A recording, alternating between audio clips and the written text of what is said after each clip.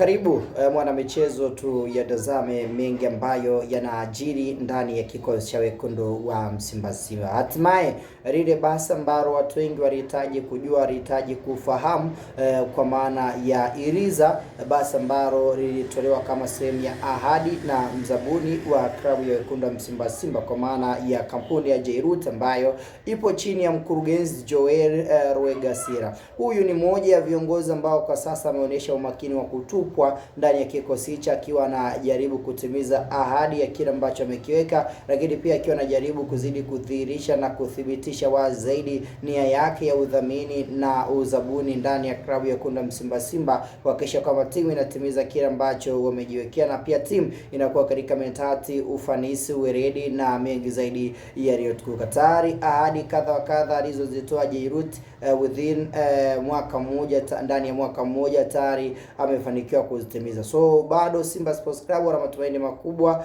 upande wa kila ambacho kipo upande wao pamoja na Jairut. That why wanazidi kumwamini kwa kiwango na kwa kiasi kikubwa katika upande huo. Sasa Jairut ahadi ambayo alikuwa ametoa ni ahadi ya gari aina ya Iriza, kwa maana ya basi jipya. Haya ni mabasi ya kisasa. Ukizungumzia Afrika, timu ambazo zinamiliki mabasi ya namna hiyo au magari ya namna hiyo ni timu chache. Timu kama Pyramids, timu kama National Al Ahly ni moja ya timu ambazo utazama zikiwa zina uwezo wa kumiliki magari hayo. Haya gari mengine ambao unaona kwa timu nyingine kama Simba ambao wanamiliki kwa sasa, Azam, upande wa timu kama Yanga, timu kama Mtibwa wanamiliki magari aina ya Dragon. So Iriza ndio magari ya kisasa. Hata Azam FC ndio timu pekee hapa Tanzania ambayo tayari imefanikiwa kumiliki gari hilo ambalo wanalitumia katika sehemu moja au sehemu nyingine zaidi. Sasa leo hii mkurugenzi wa kampuni ya Jairut kwa maana Joel Rwegasira amethibitisha wazi kwamba tayari magari yameanza safari kutokea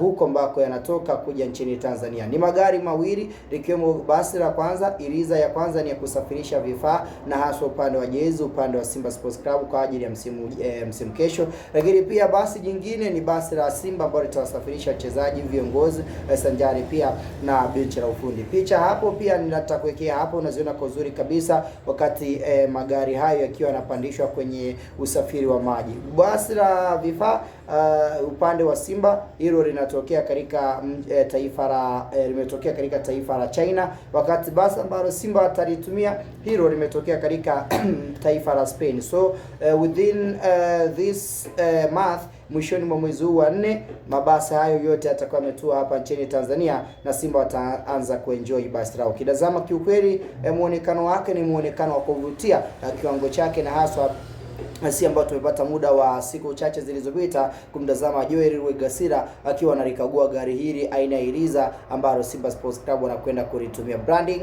inakwenda kufanyika, lakini sehemu ya maandishi tayari yapo. So ni mchakato wa muda mfupi, then Simba kuanzia mwezi wa 5 mwanzoni basi watakuwa na gari lao. So tunasema ya kwamba siku tu zimesalia ili Jairut aweze kutimiza ahadi yake. Wengi wamefurahi kutazama taarifa hii na hichi ambacho tayari kimeonekana upande wa Jairut. Upande wako unaizungumza vipi taarifa hii? Share katika upande comment, yani comment section, lakini pia usahau subscribe. Hii ni Sky Media, chaguo la wengi, sehemu pekee ambayo unazipata taarifa na update za moja kwa moja.